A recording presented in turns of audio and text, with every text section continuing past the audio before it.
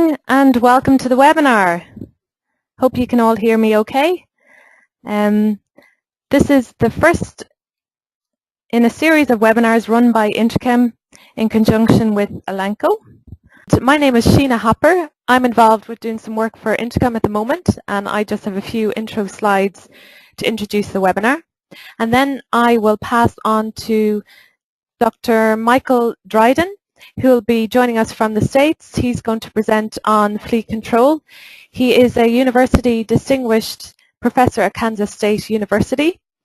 And then we'll move on to Dr. Anna Jackson, who is the National Veterinary Manager with Elanco Companion Animal Health. And she'll be doing a live question and answer session at the end of our webinar.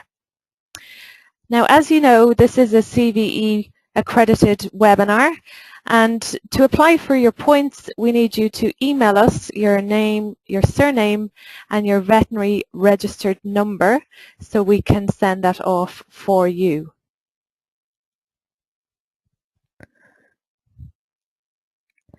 Now at this stage I just want to bring attention to some housekeeping for attendees on the webinar. Some of you have been on a webinar before, but for those of you that haven't, just a few simple instructions on how to work the control panel that's on your screen.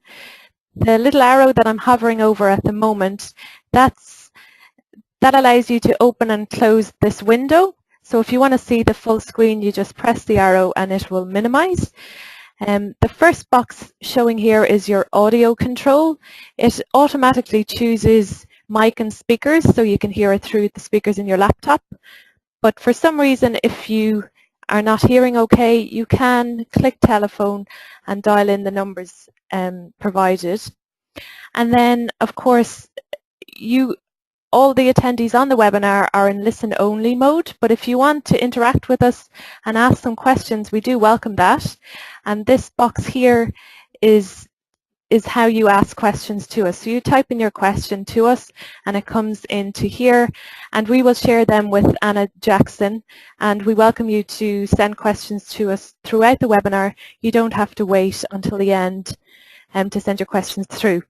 But at this point I just want to make sure that everybody on the webinar can hear me loud and clear, and I want you all to press your little hands up that yes, you can hear me okay. So I'll just check to see if everybody is listening okay.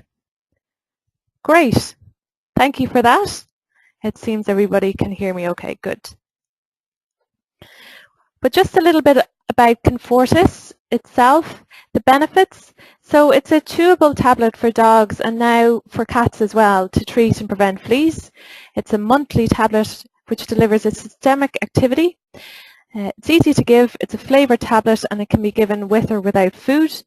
It's unaffected by grooming or water and shampoo, and it leaves no residues on the hair or skin.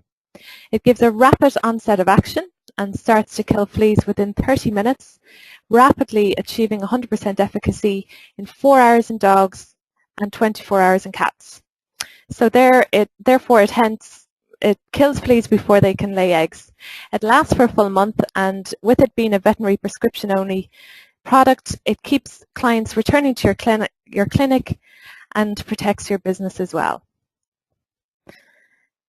So although Confortis is not for every dog or for every cat, it is for every practice, and it's for clients who have pets that need immediate flea relief, who have pets with skin or dermatitis issues, including FAD, and for pets that swim and bathe or groomed frequently, particularly at the moment with the current weather, with families who have young children, because normal topical treatments, as you know, you need to keep children away from touching dogs for a few hours.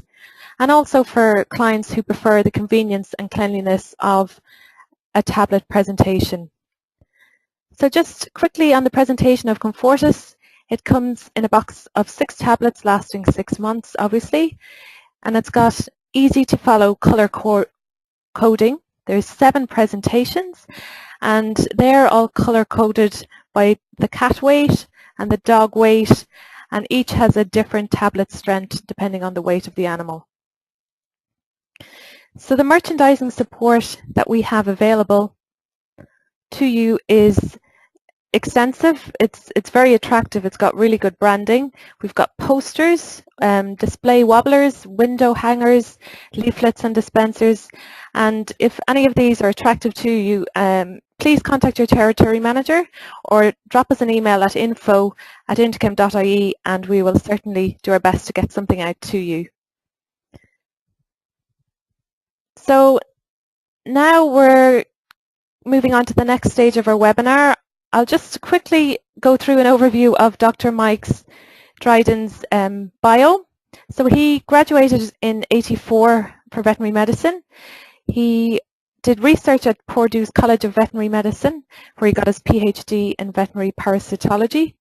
He headed up research at the College of Veterinary Medicine at Kansas, and during this time he was nicknamed Dr. Flea. Then he climbed the ranks, and in 2011 he was awarded the University Distinguished Professor. And the research that him and his team have done have changed veterinary profession's understanding of flea and tick ecology, and they've developed novel methods for evaluating control products. They've come up with new concepts that have revolutionized flea and tick control, and he's received international media recognition for this. So without further ado, we'll just pass over to Mike. Mike is joining us from the US on his cell phone, so the sound quality isn't as good as what I'm talking now, but you can hear him very clearly. So bear with us a second and we will just transfer over.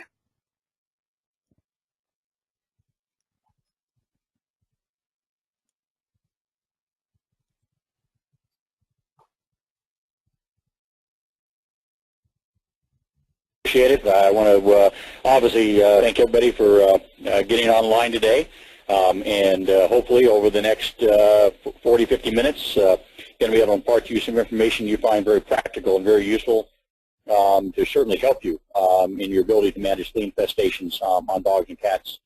So what we're going to do is we're going to talk about obviously real-world performance of flea products. Obviously that's what the title says. As we go through this presentation, I want you to know that there's really three parts to the presentation. The first part is we're going to talk about how our understanding of modern flea biology has really intersected with flea product development and led us to where we're at today, that is in 2013, in our understanding of how we're going to manage fleas. So that's really kind of the first part of the presentation. Second part of the presentation, we're going to talk about a large field study that was done to evaluate Confortis actually in people's homes with client-owned pets. And then the last part of the presentation, we're going to talk about some individual clinical cases that we extracted from the study and what the information is that those cases can provide for us. It provides us useful, practical information that helps us in our day-to-day operations of managing flea infestations.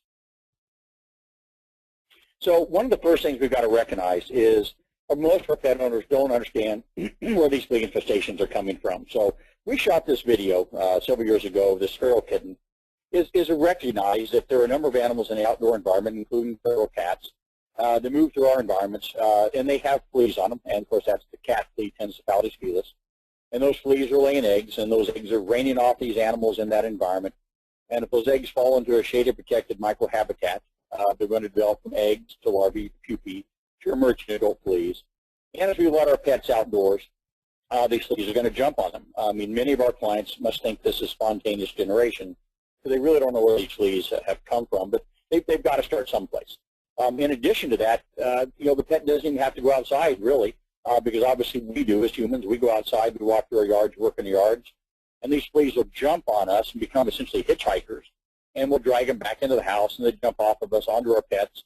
And therefore, we know that permanently indoor cats certainly get flea infestations. I've seen dozens of those cases over the years, and it certainly does happen. But again, there's got to be a place where this starts and this originates.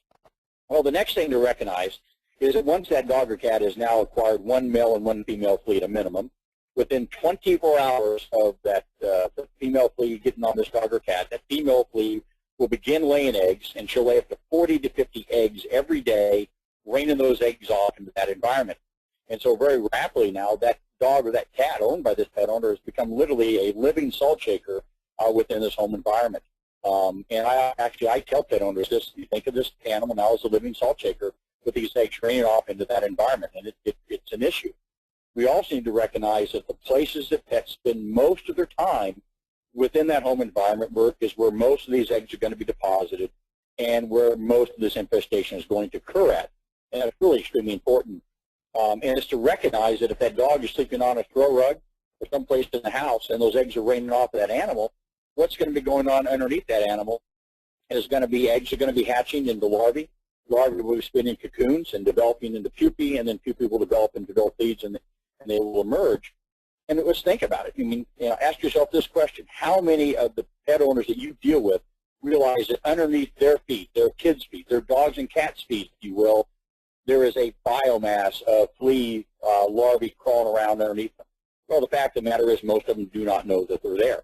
They don't realize that this environment is now seeded with all these life stages of these fleas very, very rapidly within this home environment. In fact, often we refer to these as source points. That is, areas within that house that most of the flea development is occurring. It can be a dog bed in the corner. In fact, this one dog bed we're showing you here on this one slide here, this one dog bed up here, we actually turned that over and actually recovered 280 flea larvae out of that dog bed. This other situation up here in the upper right-hand corner of your screen, where I just put that dot, actually that's a horrible case where this little second-grade girl ended up at school, and she had fleas in her hair because every night her dog slept next to her, on that rug. So you need to recognize that when these fleas are developing and emerging into these homes, particularly around these source points, that this can cause great hardship, not only to just the pets, but also to the people living inside these homes, and that's really, really important.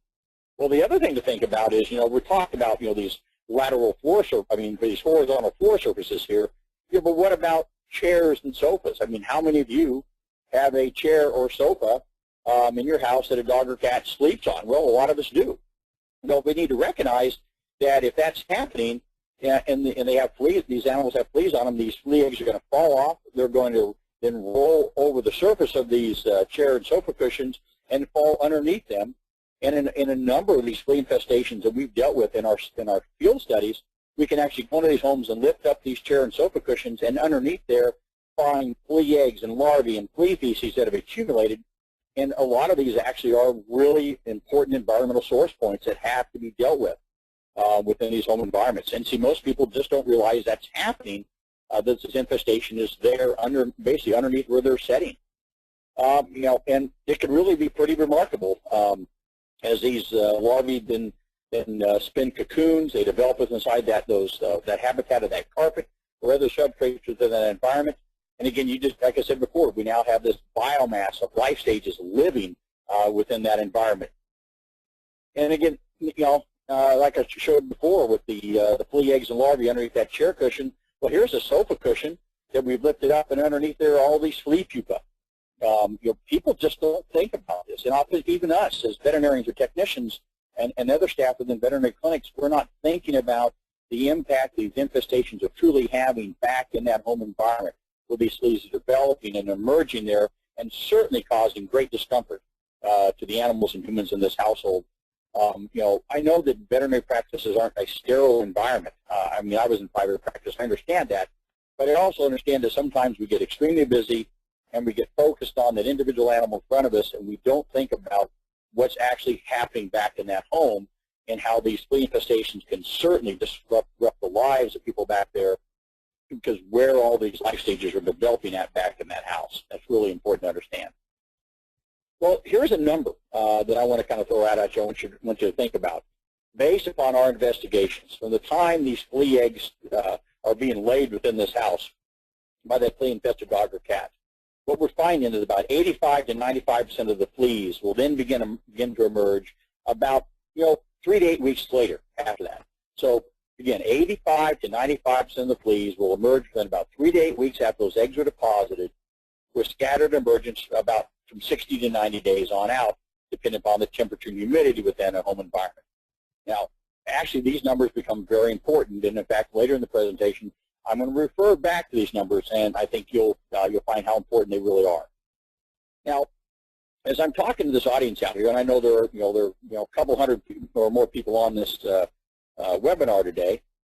Some of you were probably in private practice back in the 1980s when I was in private practice, or the 1990s, and remember what I kind of jokingly refer to as the good old days of flea control, whereas I often say, there was really nothing good about the good old days of flea control, because we remember that time frame when we used to send home foggers and sprays and bombs, and the people just bombarded their environment trying to kill the developing eggs and larvae in the environment, because we were taught to break the flea life cycle. And really the only way we could attempt to do that was bombarded that environment with massive amounts of insecticides, because the topicals we used back then, the collars and the sprays and the dips, just did not perform very well at all, and they weren't that effective. And so we had to bombard the environment. And we used to send home, believe it or not, we used to send home lindane and dieldrin and chlorpyrifos and diazinon, highly toxic insecticides, and basically tried to kill the fleas without killing the pets. And sadly, every now and then, pets died. It was truly a horrible situation. It was difficult, time-consuming, expensive, and certainly environmentally unfriendly for most pet owners, and just did not work very well at all. Well, luckily today, that's not how most of our flea control is being conducted. For the most part today, we're not sending home massive amounts of environmental insecticides. Well, that all changed over 2 decades ago when we learned a very important aspect of the biology of the fleas in dogs and cats. When we learned that the cat flea, Pinus phallis felis, is essentially a permanent parasite once that female flea initiates reproduction. Once that female flea starts laying eggs, she really can't leave that host, and she does, she dies very rapidly. She becomes metabolically dependent upon a constant host relationship and can only sustain egg production while on this dog or cat. So a number of us remember the old days we used to talk about fleas jump on and jump off and lay their eggs in cracks and crevices. Well, we recognized, a couple decades ago that these fleas and these dogs and cats don't do that. They're jumping on, they're feeding, and once they initiate reproduction, they don't leave. Well, what happened then is we realized that we could change our focus on control. We could change from trying to break the life cycle in the environment with these toxic insecticides to trying to break the life cycle at the host level on these dogs and cats, because we could target flea reproduction, and simply, if you cannot reproduce as a species, you're going to go extinct, and that's what we did. We started changing our whole thrust in flea control. We developed, extremely highly effective insecticides and insect growth regulators that had remarkable margins of safety, and that was really a huge benefit and a leap forward from a technological standpoint from flea control. Again, highly effective insecticides and insect growth regulators, and compounds that were extremely safe for these dogs and cats. So what we found was we could develop highly effective compounds that we could put on these animals. So when fleas jumped on them 2 to 3 to 4 weeks later, those residual insecticides could hopefully kill these fleas so fast that those fleas could not lay eggs, which meant we tried to develop these compounds that would kill fleas within about 24 hours. In addition, if we could not kill every single flea before that flea laid an egg, well, we tried to kill their eggs with ovicidal compounds and insect growth regulators, essentially placing a dam in the reproductive river. So from the moment we started treating these animals, we would basically stop flea reproduction, and then literally let these fleas just go to extinction with that environment because they could not produce subsequent generations. And in all honesty, every flea product that you have in your practice, every residual flea product that you have is going to succeed or fail based upon its ability to shut down flea reproduction. If a topical or systemic flea product that you have in your practice, if it does not control fleas, that means fleas are reproducing. If it does control fleas, then that means that product has been effective in shutting down flea reproduction in one of these two fashions, and that's really how this works. Well, now that we've talked about that, that's kind of the first part of the presentation to kind of get us up to modern flea control, let's talk about spinosad for just a little bit. This is the compound that you're all aware of that occurs in Comfortus and Trifexis. Well, it first became available in 2007 as an oral medication to control fleas on dogs. Okay, and it's part of that approval process for this product to get approved by the FDA. Obviously, certain data sets had to be generated, and one of those was what was described as a multicentric study, which means a number of veterinary practices participated and Confortis was basically given to client-owned dogs. They were given 3 monthly treatments, day 0, 1 month, and 2 months, and the flea infestation was monitored on those dogs. And what they found in this data, again, it was submitted to the FDA for the approval process and published, was that after 3 doses of the product, so by day 90, the flea infestation was reduced by 99%. So that data indicated that the Confortis would perform very well in the field. In addition, there was at least 2 additional laboratory studies that were used and also published that showed at the end of the month, when these dogs were treated and then fleas were placed on them at the end of the month, the product was greater than 95% effective in killing those fleas. And so the initial data sets looked really, really good for this product.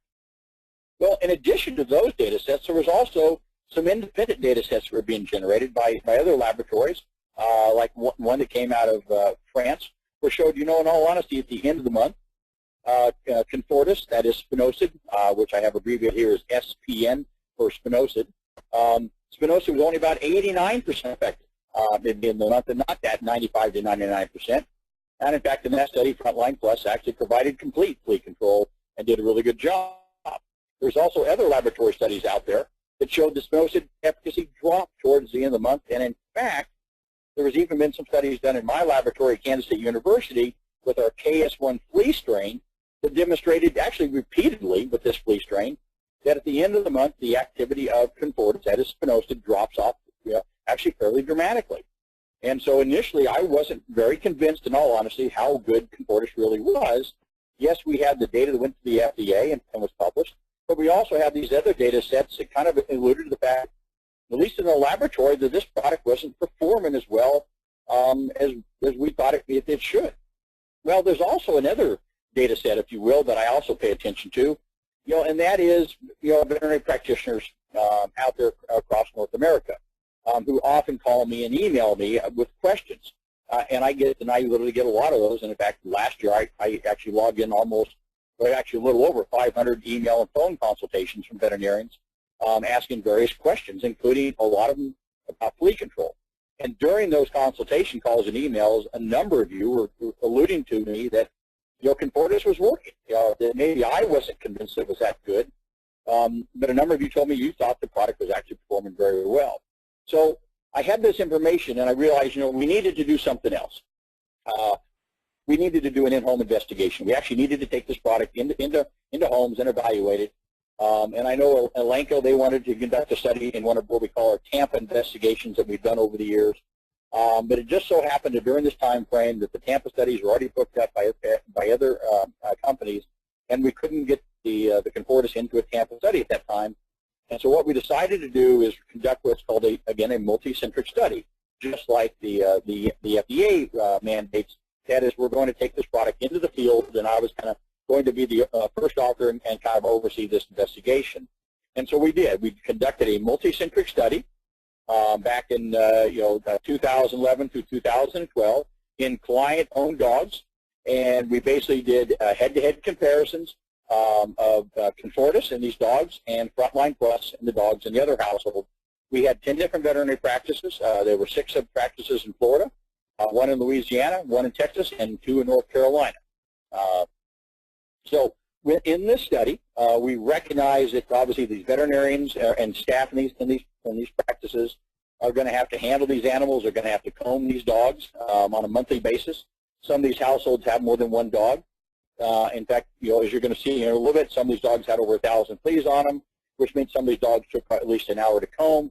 And so instead of having these practices comb every dog every 30 days, what we decided to do is come up with the concept of what's called the index dog or qualifying dog. That is, the first dog that's evaluated in that household that has at least 10 fleas on it becomes the index dog. The example, maybe the first dog they comb has 8 fleas. Well, it doesn't become the index dog. But the next dog has 27 fleas, and when they comb it, that's the dog that becomes the index dog, and that's the dog that they follow every month with the flea combing. Now, every dog and every cat in this house gets treated, okay? Everybody gets treated, but the veterinarians and the staff are only going to comb 1 dog in the house throughout the entire study to minimize the workload that we require to these veterinary practices, okay? The primary objectives in this study were obviously looking at the number of dogs in the study that had no fleas. We wanted to look at the owner-reported pruritus, and I'll talk about that more a little bit later. And we also looked at, obviously, the efficacy of the product, that is reduction in the mean flea counts. Well, in total, we had 65 homes, which means 65 index dogs enrolled into the Confortis group, that's the SPN group. And we had 63 homes, which means 63 index dogs enrolled in the Frontline Plus group.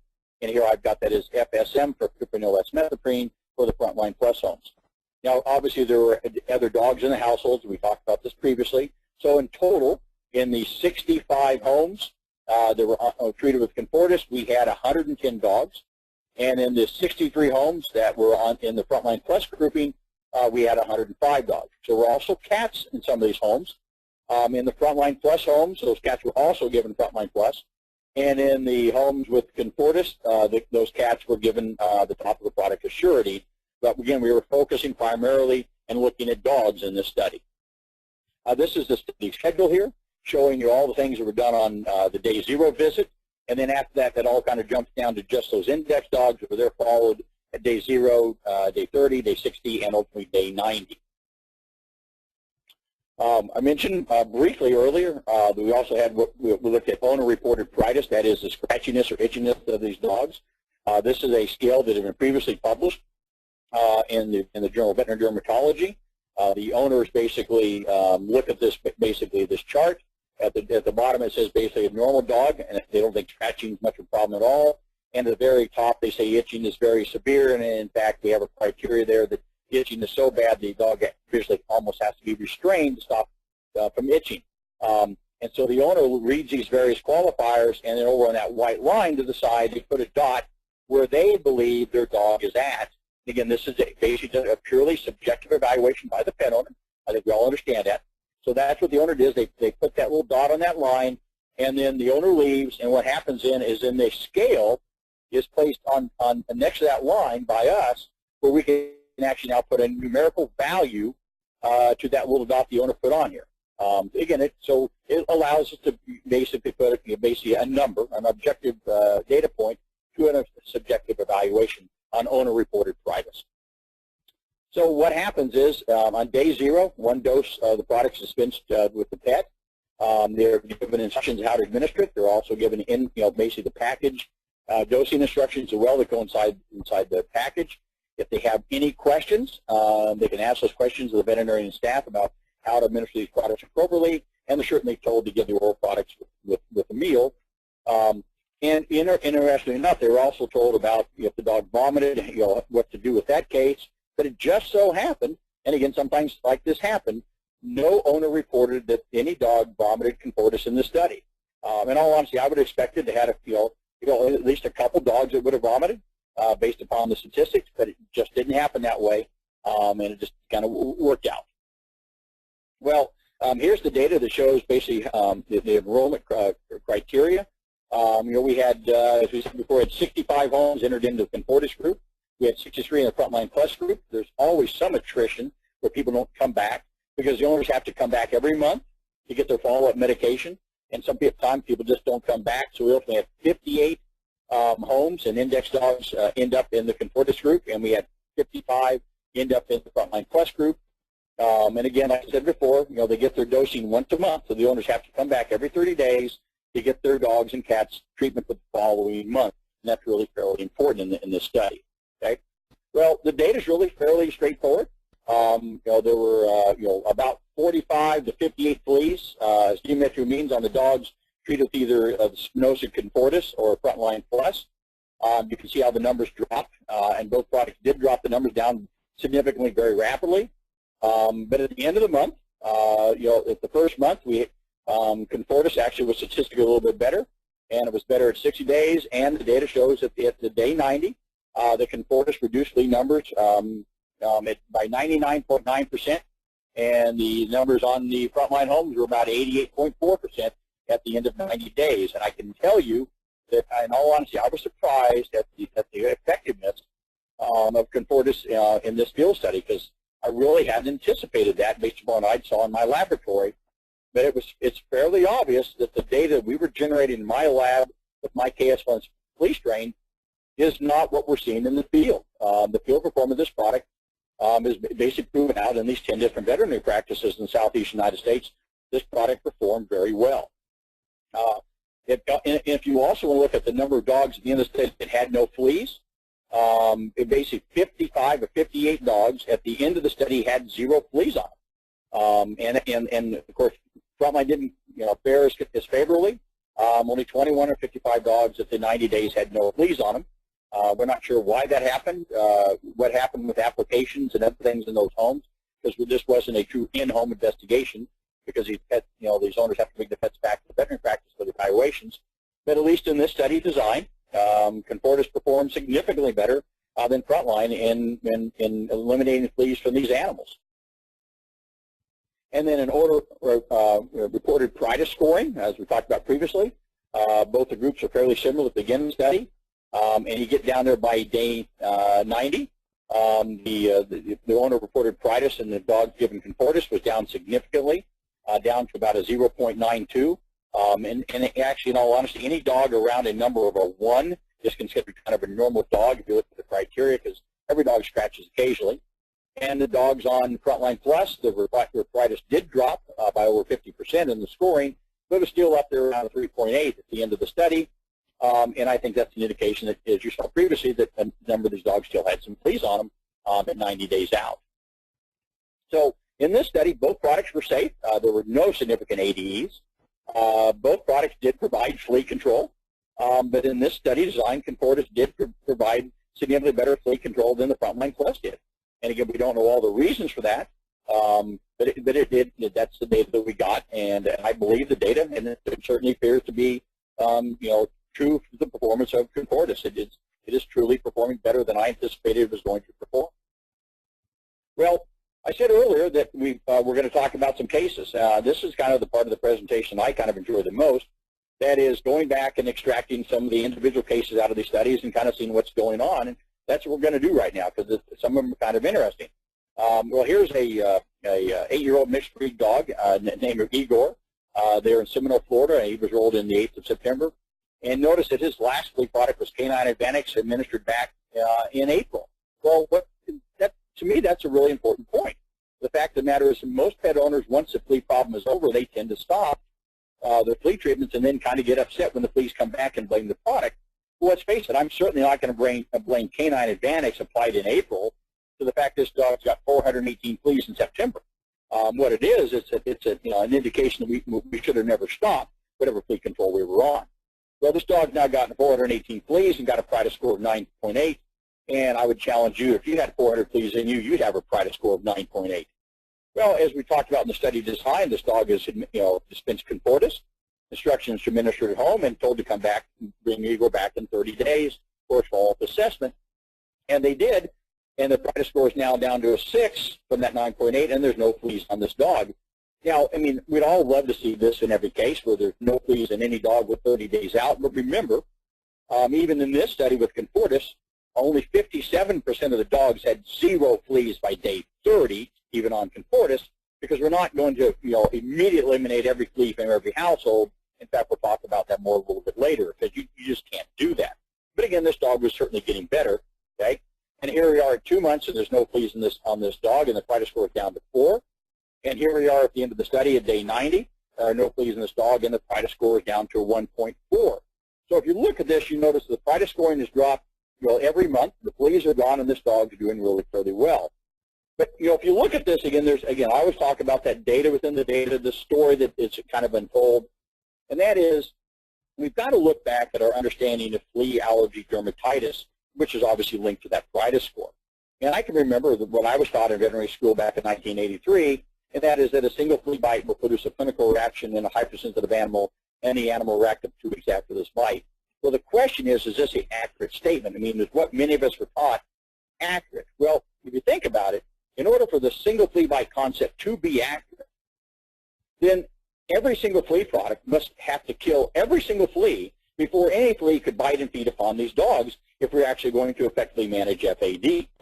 Well, the fact of the matter is that cat fleas are blood-feeding machines. They consume up to 15 times their body weight in blood on a daily basis. And there's actually been studies to indicate that these topical And even systemic flea products cannot stop every single flea from biting and feeding. Some of these fleas are going to bite and feed with these compounds. And, then therein lies kind of the issue. But we also need to recognize that, again, the audience who's listening here today, if you think back to the example of 1996 when Advantage and Frontline came out, I think all of us would agree when those products came out that they help us manage flea outer dermatitis unlike anything we had ever seen. Okay, so I'm certainly not disparaging these topical insecticides because obviously, Frontline and Advantage and these other compounds have done a really good job of helping us manage FAD over the years. But the fact of the matter is they can't kill every single flea before every single flea can bite and feed. Okay, they can't do that. Therefore, it puts the old single flea bite concept certainly into dispute. And in fact, I think we now recognize that classic hypothesis of flea outer dermatitis is not accurate. Flea outer dermatitis is not anaphylaxis. It's an additive threshold disease, not unlike atopy. And FAD is really related to the degree of hypersensitivity of the individual dog or cat, the number of fleas that are on them, and the amount of antigen that those fleas inject. It appears that the way these topical systemic compounds help us manage FAD is not by killing every flea before it can bite, because they can't do that. They kill enough of these fleas fast enough that not enough salivary protein is injected into the system. That's how they work. What is clearly evident is that systemically active compounds like Confortis or even like the night environment in Capstar can absolutely rapidly shut down flea feeding, produce rapid flea death, and therefore manage FAD. So we now know that topical and systemic flea products can absolutely manage flea outer dermatitis. We know that, and that's something that's really important to recognize. Well, and again, there's a lot of data now that goes back and looks at this and gives us an understanding of really what's going on with flea outer dermatitis today. Well, if you look at the study we just did, and we talked about the reduction of owner-reported pruritus, if you look here, what we've got here on the chart is a number of fleas and their pruritus scoring, with the orange diamonds being the animals on Frontline Plus, and the blue circles being the dogs on Confortis. And so from month in and month out, as the flea numbers go down, the pruritus score is going to go down, and that's what we saw with the dogs on Confortis, and it basically reduced the flea outer dermatitis and the pruritus scoring in these dogs. Well, here's another case. Here's Windsor. There's 3 pets in this household in Tampa, Florida. There's the Labrador Retriever who was rolled on the 21st of September and got a Capstar tablet last March. And let's think about this. Does Capstar last 6 months? But we know it doesn't. Again, and therein lies the problem. They stop flea control, and then they're worried and it comes back. And we have 2 cats in the household as well. We have Romeo and we have Bella. And notice that 2-year-old Bella's never had a flea product. That's another important message. It's recognized in a number of these households there are pets who've never been given a flea control product. They've backed off and never even been to a vet. And that can certainly be problematic in trying to do a flea control. Well, what happens here is the products are dispensed. The Confortis to Windsor, the Assurity to Romeo and Bella, and then they come back at day 30 and 60 and 90 with further follow-ups, just like we talked about previously. But what you see here is, initially, the flea counts drop pretty dramatically on the dog and the cats. Everything go very, very well. But you get out there at day 90, and you notice there's 1 flea on 1 cat. Now, if you just kind of look at this, fairly rapidly, you go, well, God, these products are performing well. There's only 1 flea on the cat, but we've got 99.99% efficacy, whatever number you want to give it, and everything is really hunky-dory. And actually, it's not. Well, the last flea product that was put on these cats was back to day 60. Well, we already talked about this. Well, at this point, most pet owners are going to stop treating. That's what's going to happen. They're not going to treat anymore. And then what's going to happen is once they stop treating, is the fleas come back. And so when I see that 1 flea at day 90, I'm not thinking, well, this is fantastic. I'm thinking, this is a harbinger of doom. This means that this cat has been an indoor-outdoor cat, went out and picked up 1 flea today, going to go out and pick up another flea tomorrow, and if it's male and female, they're going to feed, they're going to mate, and we're going to be right back where we started again. Because, again, these owners tend to stop when they should never stop. Because there's just too many sources in that environment for fleas. I mean, we got feral cats, we got raccoons, we got opossums, we got coyotes, we have fox. These are the carriers of the cat flea, Tendus felis, in these urban habitats, and they are common. I mean, when you're listening to me on the phone today, chances are, no matter where you're at, you've got one of these animals that's in your backyard. or in your neighborhood. And and even in other countries. I mean, in Australia, they've got a number of reservoir horse down there. In fact, they've got feral cats and foxes down there. If you're in Hawaii, they've got mongoose and feral cats. In Europe, they have feral cats, and they also have foxes as well. So in most countries around the world, they've got reservoir hosts for cat fleas within those habitats. Okay, and the areas outside that we're concerned about, they're not the open, shade-free areas of lawns. That's not where the fleas develop. They're shaded, protected microhabitats, or undershrubs, or underbushes, or under crawl spaces. These are the areas outside that they're shaded and protected, where these larvae, pupae, and emerging fleas can occur within that outdoor environment. And and some of these infestations can really be horrible. Well, here's actually a possum we live trapped under a home a number of years ago. It literally had 1,009 cat fleas on this opossum. And in fact, in one night, those fleas laid over 20,000 flea eggs off of this opossum. I mean, truly amazing. In fact, if something like this is living in your neighborhood or in your client's backyard, the chances of you winning that flea battle are not good.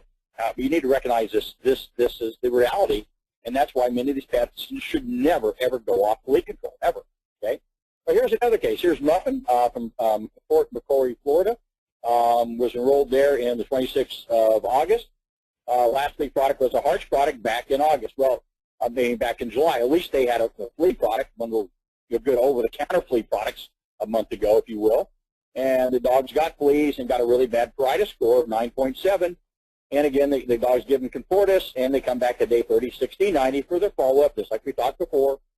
And the fleas have now gone away, but whoa, the pruritus has not gone away. This dog has still got a significant pruritus score at the end of the study of a 5.6. This dog is still highly pruritic. Well, what this data right here is showing us is indicating back, again, that additive effect of fleas on an allergic dog, because when the dog had a lot of fleas, at first that pruritus score up to 9.8. We took the fleas away, but it's dead and gone completely away, and this dog is down to about a 5.6, which very likely means this dog's got some other thing that's causing pruritus, maybe atopy, maybe secondary pyoderma. Something else is going on that's got to be dealt with, and that's really important. Because prior to going on to this study, this pet owner had gone to an over-the-counter, a pet store, or someplace and bought a harsh product. And let's face it, is a stock boy at Walmart going to handle the medical issues this dog has with the other allergic disease? Well, the answer, that. The answer is no. So that's why I believe that flea control should be conducted in veterinary practices.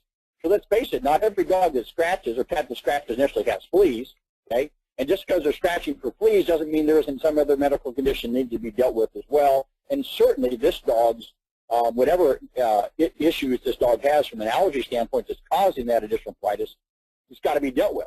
We've got to recognize that flea infestations are a medical issue. They're not just a simple little parasitic insect that is a bother. They cause significant problems, and these pets have other issues that need to be dealt with that aren't going to be dealt with by over-the-counter flea products. And so, I know I'm speaking to the choir today, but I really believe that all flea control should be conducted, through veterinary practices, because we have to deal with these other medical issues these animals have. And here's a final case. Here's Casey from Seminole, Florida. Basically was enrolled there in the 15th of August. His last flea product was Frontline back in May. Again, and here's that story again. It's been months, okay? And I'm certainly not going to blame Frontline for the fact this dog's got 605 fleas, here in August. It's not Frontline's problem. The problem was the product should, these products should never have been stopped in the first place. Again, it goes back to what we've talked about previously. There's too many sources of fleas out there, and there's also a couple of cats in the household, and they've got a lot of. Sorry, there's one cat, Snickers. I'm sorry, Snickers got a lot of fleas as well. 171 fleas in this cat, so they got a bad flea problem in this house. Okay, so if you look at this, again, Casey was given Confortis, and then we also got the surety for Snickers. And then they came back at day 30, 60, 90, and like everything else, you expect this thing to be over immediately, and lo and behold, it's not. And in fact, what you'll notice is on the dog, the flea numbers actually go up from day 0 to day 30. They didn't go down, and you go, my God, how does that happen? How does the fleas actually get worse in a household on a product like this before it gets better? Well, that household, that is a household where the fleas get worse before they get better, if you will, is called a red line home. And I'm going to repeat that. Okay? A red line home is a home where the flea infestation often gets worse before it gets better. There is a rise in the flea numbers. And you go, how does that happen? Well, what we need to recognize is by the time a pet owner notices fleas on that dog or cat and has brought that dog or cat to you, the infestation is already in that house. I mean, let's think about it. These fleas on the dog or cat today came from flea eggs laid in that house 1 to 2 months ago, but the owner doesn't realize that. I mean, these fleas came from pupa, which came from larvae, which came from eggs laid 1 to 2 months ago. That is, 3 to 8 weeks ago within this household. And by the time the owner comes to you, this biomass is already in this house. And not only that, if that appointment with this pet owner is at 2 o'clock this afternoon, okay, depending on where you're at, or maybe you say it's 9 o'clock tomorrow morning, whatever that time frame is for that appointment, before this dog or cat left that house, those fleas were still laying eggs, and the eggs that were laid in that house before they left there will not be emerging adult fleas in that house for another 3 to 8 weeks. And what you find is often what happens is that these animals come to us when this flea population is in an upward trajectory. It's getting worse. There are literally more fleas emerging tomorrow in that house than there was yesterday, and more fleas emerging in the house 3 weeks from now than there was yesterday. And so it gets worse. And these pet owners often want this problem over immediately, but that just can't happen. Again, that's a red line home. And again, in our field studies, in our investigations, we have seen red line homes with every flea product we've ever tested. It absolutely does happen. Okay? So we can't expect every flea problem to be over immediately because it won't work that way.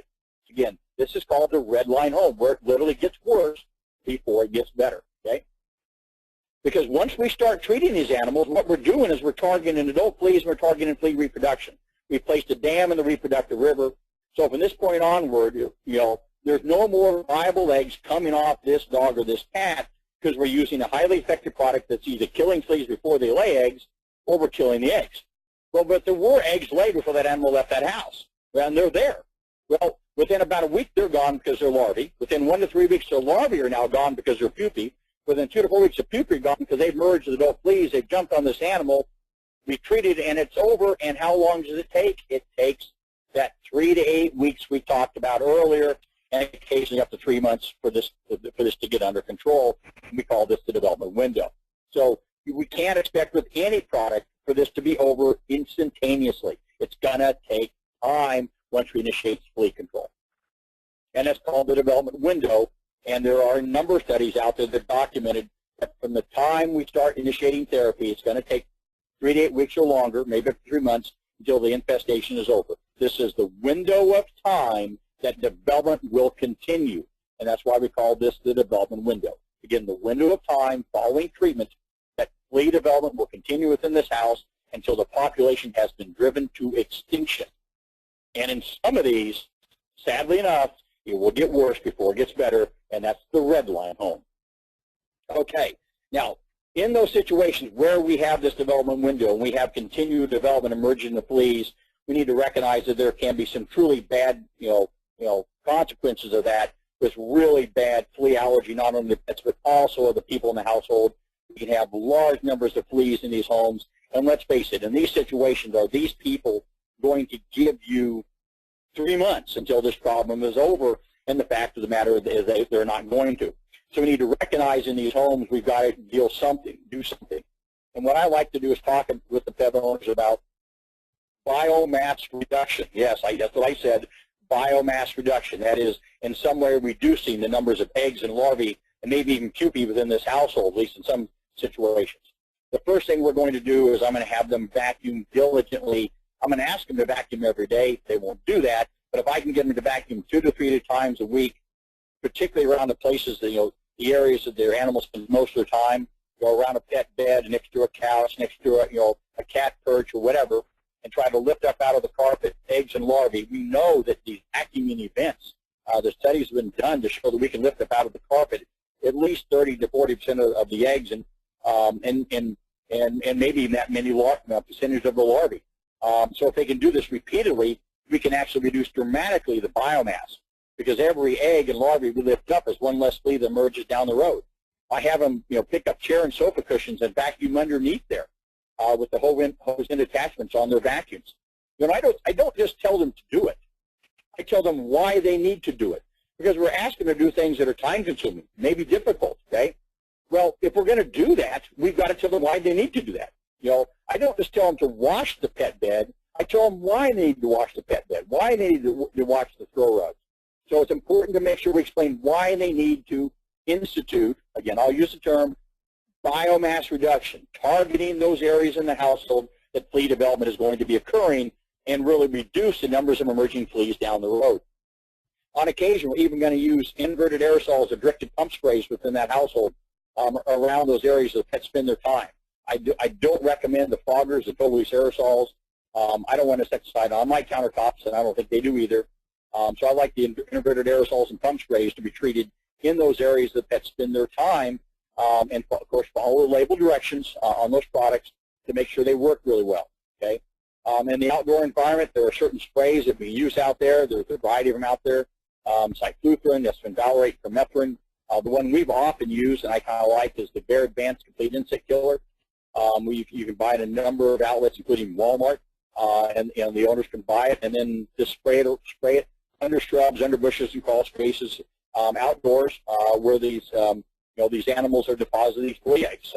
Now, we don't have to often do a lot of outdoor chemical control, but at times it's going to be necessary, and you need to recognize that in these really, really bad homes. And finally, prevention. Let's face it. I mean, we've talked about this repeatedly here. What most pet owners do when the flea problem they think is over, they stop. That's not what they should do. So dogs and cats should be placed on a flea preventive and broad-spectrum parasite control program as early as the labels allow and should be maintained on these flea preventatives for their life. There's no reason any dogs or cats in our home should ever suffer, if you will, from the indignity of a flea infestation. That's just absolutely not necessary in any situation, shape, or form. Okay, we need to remember that. Okay, lifelong broad-spectrum flea control is where we are at. I'd like to thank you all for dialing in today on this presentation and booting up your computers. Really appreciate that. And at this time, I will open this up for any questions you have.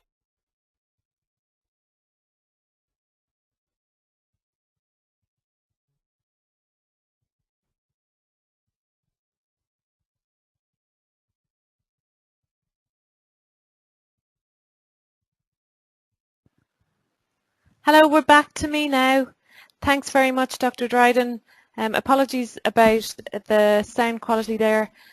As you heard, he was calling in from a cell phone, but we appreciate his time this evening. So without further ado, I'm going to move on.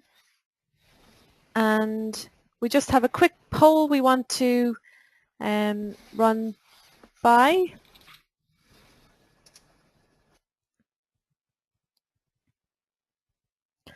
So the question is, how did you hear about this webinar this evening? Was it by email?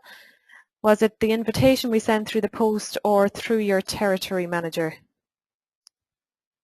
So yes, thanks for sending your responses. We're nearly there.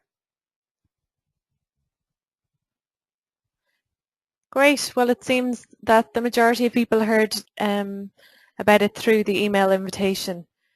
So thank you for that. I'm going to just close off the poll now and move on.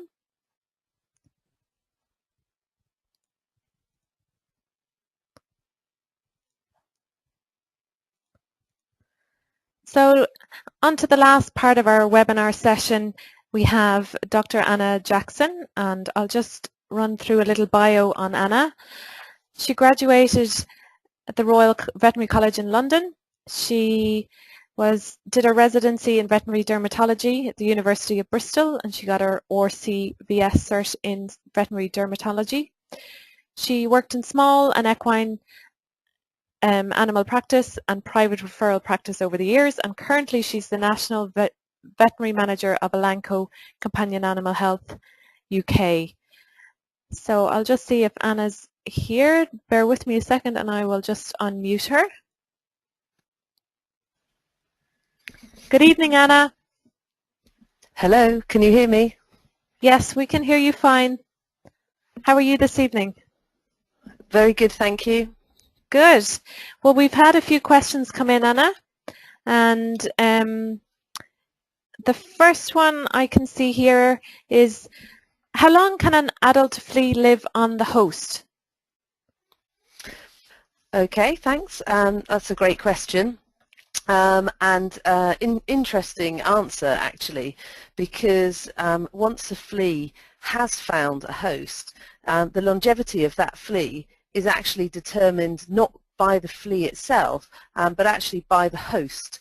And basically what that means is if you have a dog or cat that is not very paritic, isn't grooming or over-grooming very much, and so likely doesn't have a sort of sensitivity to flea bites, then over 50% of the fleas could still be alive at even out to 113 days. So they can live quite a long time, obviously lay quite a few eggs in that time and lead to quite a heavy infestation. Whereas if you have an animal that's grooming a lot, then that life cycle can be shortened even down to a few weeks, which obviously still does leave sort of plenty of time to lay a lot of eggs. But studies have shown that if you restrict grooming in paritic animals, then you will kind of have higher numbers of fleas on the animals. But good question. Thanks, Anna. Okay, just moving on to the next question. How long can a flea survive once it has hatched out? Okay, yeah, so again, in most sort of general households and normal environments and temperatures and so on, once a flea has hatched out of its cocoon, of its pupa, it probably can survive up to about 2 weeks maximum before it has to find a host. And then if it doesn't find a host and have a blood meal, it will die. But in certain conditions, and so we're talking more laboratory type conditions here, it would be possible for a flea to live longer, maybe up to 20-21 days with a slightly lower temperature and higher humidity. So on average, up to 10 days to 2 weeks. Very good, Anna. And I've just a few more. How can systemic products be more effective than topical when the flea has to bite? Okay, yeah, that is a good question, and obviously one that we do get asked quite a lot at Elanco, with Comfortis being available through us. So although you do have this kind of older myth, if you like, that one bite is all it takes, and so flea allergies can be set off just by one bite, we do know that this kind of isn't really the case as such anymore, and it's more about repeat biting and reducing the load of adults to reduce antigen exposure to that host. So the very perfect solution would be to have something that completely repelled all adult fleas before they could bite. But unfortunately, we don't have that product yet, and therefore the aim for the adulticidal products that we have available to us is to kill the adult flea as soon as possible to minimize biting and feeding, and therefore antigen exposure through the kind of saliva being injected into the dog. So as a flea will feed several times, or up to 4 or 5 times during a 24-hour period, a rapid speed of kill actually makes a huge difference to the amount of flea saliva that is injected into the host with feeding. Because Comfortis kills fleas so rapidly, they don't have the opportunity to inject as much saliva, feed as many times, and combined with the way that it clears up the household infestation, as you heard in Dr Dryden's sort of presentation, this sort of explains hopefully how it's so effective to use a systemically active product, particularly in those animals with flea bite hypersensitivity. Great, thanks for that, Anna. Just a quick one that's come through here. Is Comfortis effective against C. canis? Okay, well, there has been one independent and not run by Elanco sort of laboratory study against C. canis, and that did show that Comfortis was very effective, even though it was actually used at a lower dose than we have available in Europe. But of course, in addition, what you have to remember is that although the laboratory studies to get the license and claims for marketing the product do tend to be done against the most common flea strain when you look across the whole of Europe, which is C. felis. Of course, during the field trials, which are run throughout all areas of Europe, they are treating dogs and cats just in normal pet owners' homes, and of course those fleas aren't being examined to see what species they are. So I think it's one of those things that kind of makes the importance of field trials and evaluating ongoing effectiveness in the field, such as the study that Dr. Dryden presented, so important compared to laboratory trials, because it really does show you how products are performing in the field against the species that are out there, in whatever sort of proportion. Very good. That's really good. I just have two more questions, Anna, if that's okay for you. Is there any resistance to fipronil as experienced in the field in the UK and Ireland? Okay, well, obviously that's perhaps one question that might be better directed towards one of the companies that market fipronil-based products, but certainly from a general point of view, there isn't any documented resistance to fipronil that's been published in peer-reviewed journals. So there's no kind of published data that I can draw on to really answer that question. Now, obviously, in this study that Dr. Dryden presented, it's certainly true that the results for the fipronil group were much poorer than both the spinosad group, and also when you look at previously performed studies using fipronil in that geography in the States. But kind of one of the really vital differences in that study was that the products were applied by the owners, and very often in those kind of trials the products are applied by investigators who are trained and are doing it correctly in order to sort of maximize and standardize the treatment, and Dr. Dryden did refer to that as a possible kind of reason for the difference in performance. So we certainly believe that owner compliance and correct application is really, really vital, and really emphasises the need for practices out there to educate their owners, whatever flea treatment you are using or recommending, just as Dr. Dryden did say, but also to offer options so that owners that prefer different routes of application can use those and therefore sort of maximise compliance. So I know that doesn't really answer that question, but with the data that we have, that's probably the best answer that I can give there. Yeah, no, that's appreciated. Owner compliance is important. Just one more question, Anna. Do you need to use an environmental product or spray as well as Comfortis? Okay, well, yeah, that's a good question. So, of course, again, the trial that was presented here and in the field trials that were done with Comfortis, only Comfortis is used because obviously you're trying to evaluate the effectiveness just of that product. So, of course, we can be pretty confident of its action in cleaning up the environment compared to products that do have ovicidal and or larvicidal activity. So that would include things like frontline combo, and also Comfortis has had comparative trials against selamectin and performed better than the comparative drugs in both scenarios.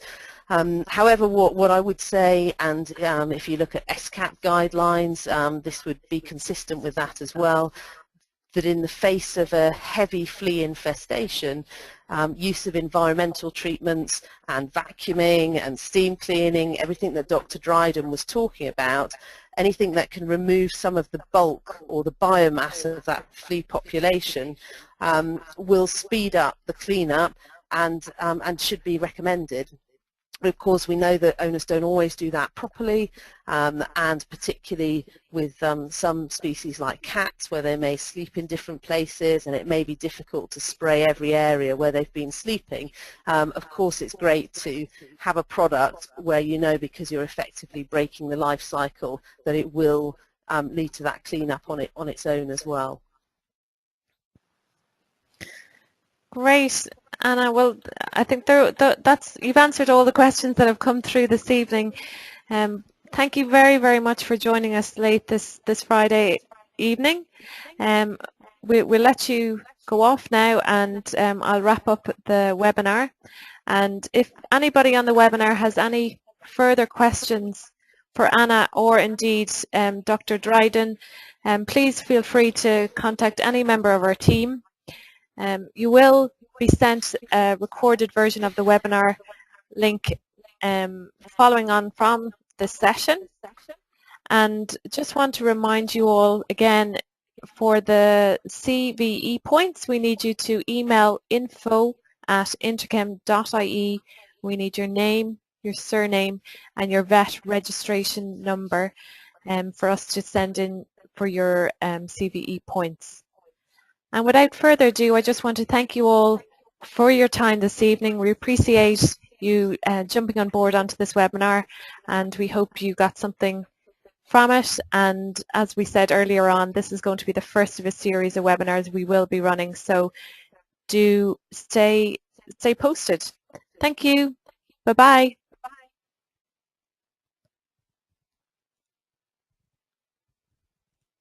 The organizer has ended the